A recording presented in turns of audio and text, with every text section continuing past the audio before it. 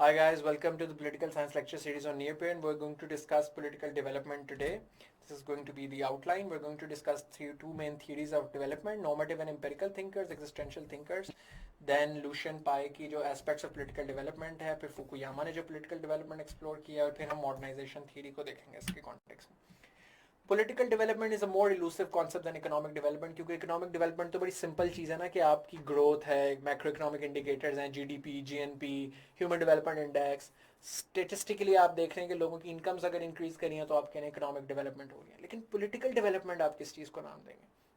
तो it's generally more controversial and it's more difficult to measure as well in empirical and operational terms जैसे हम economic development को major करते हैं.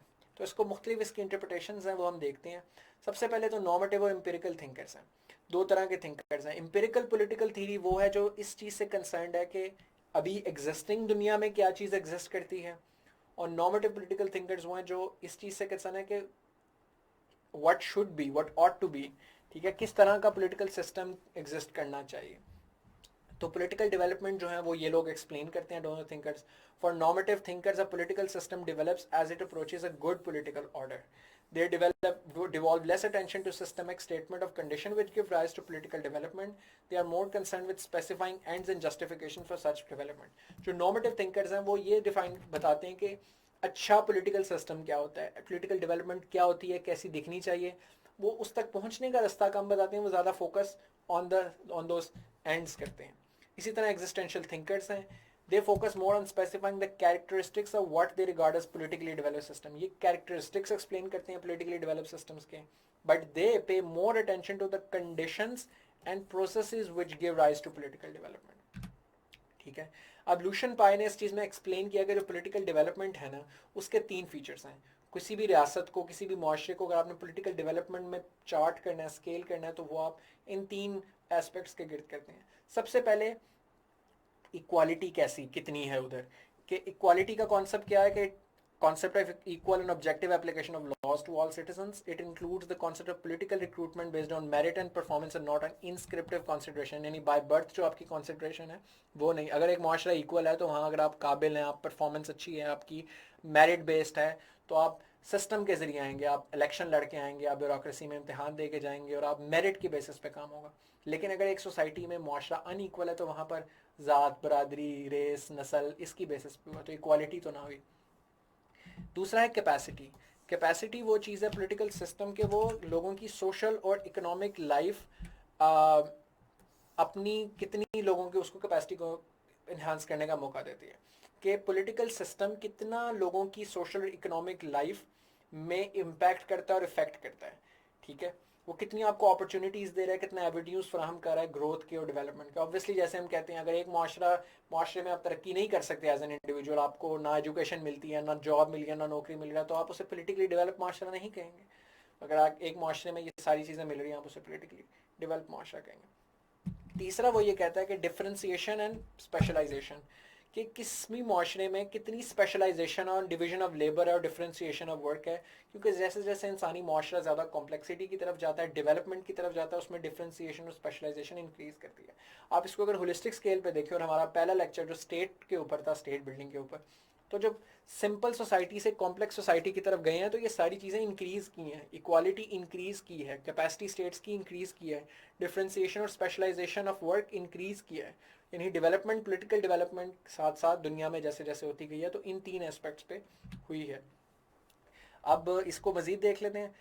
Attitude और स्पिरिट टुवर्ड्स इक्वालिटी. किसी भी सोसाइटी में इक्वालिटी का क्या स्टेटस है वो डिफाइन करेगा उसकी इक्वालिटी के स्टेटस को और उसके पॉलिटिकल डेवलपमेंट के स्टेटस को, कि उसमें पार्टिसिपेशन कैसी है, यूनिवर्सलिस्टिक नेचर की है या इंस्क्रिप्टिव स्टैंडर्ड्स की बेसिस पे है, स्टैंडर्ड्स ऑफ अचीवमेंट क्या है उस मुल्क में, क्या आपकी कंपेटिटिवनेस है, आपकी कैपेसिटी है, आपकी कंट्रीब्यूशन है, या आपकी ज़ात, बरादरी, आपका नाम, आपका जेंडर है.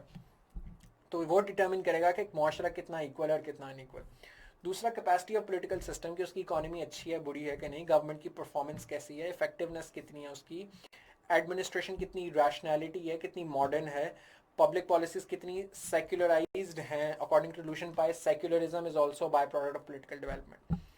तीसरी specialisation, increase of structure and institution, division of labour. ठीक है, specialisation followed by sense of integration. यानी वही तीन बातें जो हमने डिस्कस की थी, ये तीन एस्पेक्ट्स हैं पॉलिटिकल डेवलपमेंट के ब्रॉडली। तो कोई भी सोसाइटी जो ज़्यादा इक्वल, ज़्यादा कैपेसिटी और ज़्यादा डिफ्रेंसिएशन और स्पेशलाइज्ड होगी वो ज़्यादा पोलिटिकली डेवलप्ड होगी, जो कम होगी उसमें कम पोलिटिकल डेवलप्ड होगी। ये था लुशियन पाई का एनालिसिस। अब हम फुकुयामा का एनालिसिस की बात करते हैं। मैंने मल्टीपल टाइम्स एक किताब जो है वो रिकमेंड करता रहा हूँ आगे पीछे लोगों को, political order and political decay, because वो होलिस्टिकली बड़ा अच्छा एक एनालिसिस देती है हर चीज़ पे। तो political development according to Fukuyama जो है वो 3 चीज़ों के बेस पे है: state building, rule of law और अकाउंटेबिलिटी। वो ये इन 3 एस्पेक्ट्स के गेट करता है। स्टेट बिल्डिंग क्या है? स्टेट बिल्डिंग ये है कि हायरार्कीज, हायरार्किकल ऑर्गेनाइजेशन स्टेट के इंस्टीट्यूशंस की, और मोनोपोली ओवर वायलेंस यानी और सर्विस डिलीवरी। यानी क्या रियासत अपने फंक्शंस परफॉर्म कर सकती है? क्या हर सिटीजन को जस्टिस दे सकती है या हर सिटीजन को नेसेसरी सर्विसेज दे सकती है? क्या रियासत का कंट्रोल हर एस्पेक्ट पे, इन द सेंस कि उसे सेंसस से लेकर अपनी रियासत की पॉपुलेशन से लेकर उनके लिए जो रिक्विजिट इंस्टीट्यूशंस बनाने हैं, पुलिस, एडमिनिस्ट्रेशन, टैक्स कलेक्शन, ये सारे मैकेनिज्म उसके मॉडर्न और इफेक्टिव इंस्टीट्यूशंस एग्जिस्ट करते हैं और वेबर स्टाइल ब्यूरोक्रेसी एग्जिस्ट करती है। तो ये स्टेट बिल्डिंग है। रूल ऑफ लॉ, क्या लॉ सब पे इक्वली अप्लाई करता है? क्या लॉ मेकर्स पे भी अप्लाई करता है? क्या प्रिविलेज एग्जिस्ट तो नहीं करता? हर बंदा subject to the same law. जो रूल ऑफ लॉ की हमारी डिस्कशन है वो वाली चीज़ें इस पे अप्लाई होती हैं, ह्यूमन राइट्स प्रोटेक्टेड हैं। और तीसरा अकाउंटेबिलिटी, ये वो डेमोक्रेसी के एलिमेंट में करता है कि क्या इलेक्शंस होते हैं कि नहीं होते। अब फ्रेंड्स, फुकुयामा के नज़दीक डेमोक्रेसी जो है वो एक एस्पेक्ट है डेवलपमेंट का, पॉलिटिकल डेवलपमेंट के टोटल 3 एस्पेक्ट्स में से। और वो कहता है कि इनकी सीक्वेंसिंग भी बड़ी इंपॉर्टेंट है। बकौल फुकुयामा ज़्यादातर ममालिक वो सक्सेसफुल हैं जिन्होंने सबसे पहले स्टेट बिल्डिंग की, और ये ज़्यादातर उन्होंने अथॉरिटेरियन टाइम्स में की, मोनार्किकल टाइम्स में की, वेस्टर्न लिबरल कंट्रीज़ की खासतौर पे। जैसे जर्मनी की प्रशन स्टेट के रूल के अंडर हुई। प्रशन स्टेट किसने अंडर? ऑटो वन बिस्मार्क के अंडर हुई, ठीक है। फ्रांस की नेपोलियन के अंडर के स्टेट के इंस्टीट्यूशंस उन्होंने बिल्ड किए। चाइनीज़ स्टेट के मतलब वो कहता है कि चाइना ने सबसे पहली स्टेट जो है क्रिएट की चिन डायनेस्टी के अंडर, ठीक है। ये बेशक आप पॉइंट्स आगे से लिख लीजिएगा, ठीक है। तो वो कहता है कि स्टेट बिल्डिंग सबसे पहले जिन रियासतों की हुई और उसके बाद रूल ऑफ लॉ आया और एंड पे डेमोक्रेसी आई, वो सबसे सक्सेसफुल हैं। वो कहता है कि ये वेस्टर्न लिबरल कंट्रीज की ये स्टोरी थी कि सबसे पहले स्टेट्स बनाई, फिर उन्होंने रूल ऑफ लॉ इंट्रोड्यूस करवाया आहिस्ता आहिस्ता, मैग्ना कार्टा, और वो जो याद होगा आपको ब्रिटिश पॉलिटिकल सिस्टम की पूरी डिस्कशन, कैसे लॉ आहिस्ता आहिस्ता इवॉल्व किया। और फिर एंड में डेमोक्रेसी पिछले 100-150 साल के अंदर, American revolution, Dutch revolution, French revolution के बाद इवेंचुअली आहिस्ता आहिस्ता डेमोक्रेसी और यूनिवर्सल इन्फ्रेंचाइजमेंट का आइडिया है। तो कहता है ये सीक्वेंस बड़ी इंपॉर्टेंट है। वो कहता है कुछ ममालिक हैं दुनिया में जैसे कि अफ्रीका, जहाँ डेमोक्रेसी आ गई है लेकिन स्टेट बिल्डिंग कभी हुई नहीं उनकी, जैसे कि सब सहारन अफ्रीका। वहाँ इलेक्शंस होते हैं, वहाँ डेमोक्रेसी है in that sense, procedural democracy, लेकिन स्टेट बिल्डिंग कभी नहीं हुई। वहाँ पर रियासत के की इंस्टीट्यूशंस ही नहीं है, टैक्स का निज़ाम ही नहीं है, पुलिस ही नहीं है अच्छी तरीके से वेल ट्रेंड, इनकरप्टेबल जुडिशरी नहीं है इम्पार्शल, तो स्टेट के इंस्टीट्यूशंस एग्जिस्ट नहीं करते, तो वो कंट्रीज़ फिर अनसक्सेसफुल है। तो वो कहता है बेसिकली कि वो कन्वेंशनल नोशन को इस बुक में चैलेंज करता है कि डेमोक्रेसी ज़रूरी है, लेकिन डेमोक्रेसी की एक ख़ास पर्टिकुलर तरीके से इंस्टॉलिंग भी ज़रूरी है। लेकिन वो एक्सेप्शंस भी देता है। वो कहता है कि अमेरिका में रूल ऑफ लॉ, यूएस में डेमोक्रेसी और रूल ऑफ लॉ पहले आया, स्टेट बिल्डिंग उन्होंने बाद में की, जिसका वो हवाला देता है नॉर्थ कोट पेंडल्टन एक्ट का। कि इसके बाद उन्होंने अपनी ब्यूरोक्रेसी बनाना शुरू की। एंड्रयू जैक्सन तक के पीरियड तक वो कहता है कि स्टेट बिल्डिंग नहीं हुई थी यूएस में, उसके बाद हुई। और खास तौर पे जो प्रोग्रेसिव एरा था, teddy Roosevelt, Theodore Roosevelt, Woodrow Wilson, इस टाइम में प्रोग्रेसिव एरा में फिर स्टेट बिल्डिंग हुई और वो सारी चीज़ें की गई। बट ऑल इन ऑल ये 3 इंस्टीट्यूशन हैं जो पॉलिटिकल डेवलपमेंट को गाइड करते हैं: state building, rule of law, accountability, और इनकी सीक्वेंसिंग पॉलिटिकल डेवलपमेंट के कोर्स को गाइड करती है। इसके बाद वो कहता है एक नेचुरल प्रोसीजर है, जैसे जैसे किसी मुल्क के अंदर इकोनॉमिक ग्रोथ आती है तो इकोनॉमिक ग्रोथ से सोशल मोबिलाइजेशन होती है, यानी नए एक्टर्स जनरेट होते हैं, खासतौर पर मिडिल क्लास। वो मिडिल क्लास जो है, वो मिडिल क्लास फिर क्या करती है? डिमांड करती है space in the political system, और वो डिमांड फिर क्रिएट फुलफिल होती है डेमोक्रेसी की शक्ल में। तो वो ये चाइना के ऊपर भी अप्लाई करता है कि चाइना में इकोनॉमिक ग्रोथ हुई है, अब नई मिडिल क्लास है, ये इवेंचुअली चाइना में भी डेमोक्रेसी आएगी। और हमें नज़र आता है कि हांगकांग प्रोटेस्ट और ये सारा प्रोसेस वहाँ पर होता नज़र आ रहा है कि कैसे नए इकोनॉमिक एक्टर्स, जो नई मिडिल क्लास अफ्लुएंट क्लास होती है, वो फिर पोलिटिकल सिस्टम में अपनी स्पेस मांगती है। वो कहता है कि यूरोप भी इसी पाथ से गुजरा था। यूरोप ने स्टेट बिल्डिंग की, रूल ऑफ लॉ लेकर आया, जिसकी वजह से इकोनॉमिक ग्रोथ हुई। उस इकोनॉमिक ग्रोथ के नतीजे में सोशल मोबिलाइजेशन हुई। सोशल मोबिलाइजेशन में जैसे ओल्ड फ्यूडलिज्म का स्ट्रक्चर अपसाइड डाउन हो गया, नई ऑन्टरप्रेन्योरियल कैपिटलिस्ट क्लास आई, उसके नतीजे में फिर डेमोक्रेटिक स्ट्रगल शुरू हो गई और उसके नतीजे में डेमोक्रेसी हमारे सामने आती है। ठीक है, तो ये फुकुयामा का ब्रॉड एनालिसिस है पॉलिटिकल डेवलपमेंट में। फिर उसने चूंकि दो टर्म्स इसके अंदर यूज किए हैं, पॉलिटिकल ऑर्डर और पॉलिटिकल डिके। तो पॉलिटिकल ऑर्डर क्या होता है? पॉलिटिकल ऑर्डर उसके मुताबिक is the established rules of the game. वो पॉलिटिकल ऑर्डर रिलेशनशिप डिफाइन करता है उन तीन एस्पेक्ट्स के दरमियान, state, rule of law and democratic accountability में। जो बुरा पॉलिटिकल ऑर्डर होगा उसमें स्टेट बिल्डिंग नहीं होगी, रूल ऑफ लॉ नहीं होगा, अकाउंटेबिलिटी नहीं होगी। एक stable political order maintains a balance between the three components. According to Fukuyama, liberal democracies, excluding few who are not experiencing political decay,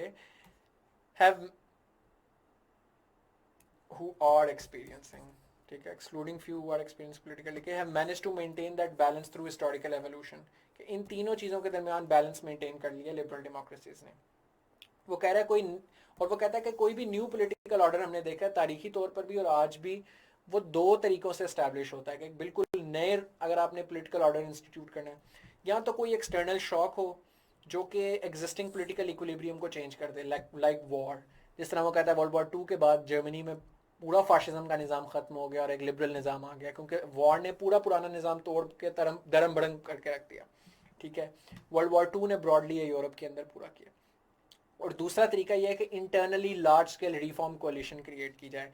जो वो कहता है यूएस की केस स्टडी है कि यूएस ने इंटरनल रिफॉर्म कोलिशन, एक तमाम across the spectrum, government, judiciary, military, bureaucracy, politicians में एक लार्ज स्केल कोलिशन बनी जिसने वो रिफॉर्म की तरफ लेकर गया, जिसमें वो नॉर्थ कोन पेनिनसुला एक्ट की हवाला वो देता है।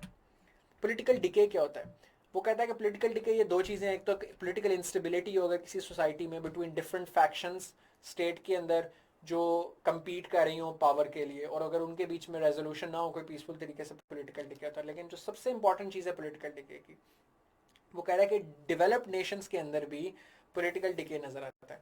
पॉलिटिकल डिके तब होता है कि जब आपके एग्जिस्टिंग इंस्टीट्यूशंस जो हैं वो न्यू चैलेंजेस को आंसर करने के लिए इनसफिशेंट हो। वो ये बड़ा अच्छा एनालिसिस के अंदर रहता है कि इंस्टीट्यूशंस जो हैं, पॉलिटिकल इंस्टीट्यूशंस, वो एक ख़ास वक्त और एक ख़ास ज़रूरत की पैदावार होते हैं, for particular time, for a particular need. मगर वो ज़रूरत और टाइम जब चेंज हो जाता है तो कभी कभी फिर पुराने वो वाले इंस्टीट्यूशंस नए दौर में उस तरह रेलिवेंट नहीं रहते। जिसमें वो जैसे गन कंट्रोल की मिसाल देता है कि सेकंड अमेंडमेंट का राइट यूएस कॉन्स्टिट्यूशन में इसलिए दिया गया ताकि अमेरिकन रेवोल्यूशन के टाइम पे यही मिलिशियास थे जिनको यूज़ करते हुए जॉर्ज वाशिंगटन ने फ्रीडम ली थी बरतानिया से। और उन्होंने ये राइट इसलिए रखा था ताकि रियासत कभी इतनी पावरफुल ना हो जाए जैसे बरतानिया की रियासत थी कि वो ओप्रेस कर सके लोगों को, इसीलिए राइट टू बेयर आर्म्स होना चाहिए सेकंड अमेंडमेंट में उन्होंने रखा। लेकिन अब वो दौर चला गया है, कॉलोनियलिज्म का वक्त खत्म हो चुका है, यूनाइटेड स्टेट्स पिछले 250 साल से आज़ाद है, तो लोकल मिलिशियास की ज़रूरत नहीं है। तो राइट टू बेयर आर्म्स अब ज़्यादा नुकसान पहुंचाता है। मैस शूटिंग्स, गन स्कूल्स के अंदर shooting, automatic rifles, semi automatic rifles. लेकिन क्योंकि एक पुराना इंस्टीट्यूशन चला आ रहा है, वो यानी वो कॉन्स्टिट्यूशन के अंदर वो एक आर्टिकल एक इंस्टीट्यूशन के तौर पे सर्व कर रहा है कि उस आइन की वो शिक चली आ रही है, उसकी वजह से एक मौजूदा मसला एक पुराने निज़ाम की वजह से ख़राब हो रहा है सही होने की बजाय। तो इसे कहता है ये पॉलिटिकल डिके की एक मिसाल है। और क्या मिसाल है कि elite capture of the institutions, कि जो इंस्टीट्यूशन है उसमें एलीट कैप्चर हो जाए। जिस तरह के यूएस के तरह के लॉबीज बहुत ज़्यादा जो हैं वो पावरफुल हैं। National rifle association for instance gun control नहीं लगने देती। तो इसका मतलब कि जो इंस्टीट्यूशंस हैं, कांग्रेस है, ये आप अपना इफेक्टिव रोल प्ले नहीं कर पा रहे। ये हमें डोनाल्ड ट्रंप की केस में इसकी सबसे बड़ी मैनिफेस्टेशन नज़र आती है। इस पर मैंने एक आर्टिकल भी लिखा था जो मैंने किसी और अपने लेक्चर में आपके साथ शेयर भी किया है, that how American political decay is being caused due to Congress. कि कांग्रेस अब अपना रोल प्ले नहीं कर पाती उस तरीके से जैसा वो डिज़ाइन थी करने को, because of the elite capture. तो वो आर्टिकल आप लाजमी पढ़ें। इंस्टीट्यूशनल रिजिडिटी के इंस्टीट्यूशंस अपने आप को ग्रो नहीं कर पाते, इवॉल्व नहीं कर पाते। जिस टाइम से वो पहले जिस टाइम जोन में वो बने थे इंस्टीट्यूशन, उनको वक्त के साथ इवॉल्व करना होता है। और तीसरा पॉलिटिकल पोलराइजेशन, पॉलिटिक्स के ऊपर जो डिवीजन है, पार्टिजनशिप। इसके अलावा जो एक और बड़ी अच्छी थीरी है पॉलिटिकल डेवलपमेंट की, वो मॉडर्नाइजेशन थीरी है। ये ग्रैंड थीरी ऑफ डेवलपमेंट है। इस थीरी के मुताबिक तमाम सोसाइटीज़ एक खास मॉडर्नाइजेशन प्रोसेस में इंगेज करती हैं, जो कि बड़े डिफरेंट डेवलपमेंटल स्टेजेस से गुजरती हैं। सबसे पहले आपकी ट्रेडिशनल इकोनॉमीज़ होती हैं, जो कि एग्रीकल्चरल सोसाइटीज़ होती हैं। उसमें जब आप टेक्नोलॉजी या इंडस्ट्री वगैरह लगाते हैं, तो वो ट्रांजिशन करना शुरू करती है, टेक ऑफ करना शुरू करती है टू इंडस्ट्रियल सोसाइटी। फिर इवेंचुअली इट टेक्स ऑफ, फिर वो एग्रीकल्चरल से इंडस्ट्रियल सोसाइटी बनती है। इंडस्ट्रियल से फिर वो ड्राइव टू मेच्योरिटी, वो सर्विसेज इकोनॉमी की तरफ जाना मूव करती है। फिर एज ऑफ हाई कंजम्पशन एक बड़ी consumerist society, services oriented economy बनती है। इवेंचुअली एक पोस्ट इंडस्ट्रियल सोसाइटी बनती है, ये इस रिसर्च पेपर के मुताबिक। This is the model that western countries generally followed. इसका स्टेजेस ऑफ ग्रोथ जो है ये रोस्टोव मॉडल है, ये मैं लिखना भूल गया। ठीक है, द ट्रेडिशनल सोसाइटी, ठीक है, based on subsistence farming, fishing, forestry and some mining, यानी पुरानी जिस तरह सोसाइटीज होंगी traditional society. Pre conditions for take off क्या है? Building infrastructure that is needed before development can take place, like transport network, money from farming, power supplies, communication.